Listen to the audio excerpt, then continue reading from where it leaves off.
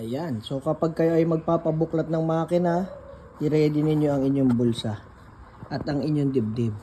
Kagaya nito, cylinder head lang sana ang gagalawin. No? Singaw lang, valves lang, gasket lang. Pero pagkabukas, ito ang nakita natin.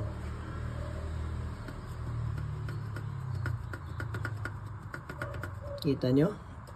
Rinig nyo? Kalog. You know? Kalog na. Ito rin at ito rin.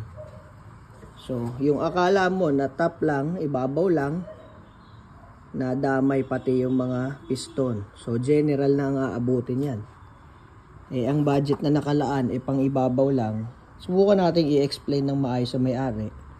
Tingnan natin kung anong next step. Kasi minsan, sa ganitong pagkakataon, napapatambak yung mga sasakyan sa mga talyer. Yung hindi naka-ready ang may-ari sa gastos, tapos pag binuklat, magkakagulatan. Yung iba sa mga Honda, kinain na ng corrosion yung ganito. Kaya pagbukas ng block, kita mo, ang lapit na dito sa piston. So, kaya bumubulwak yung coolant. So, yun lang po. Ready tayo lagi ha, bago magpabukas ng makina. Sharing is caring.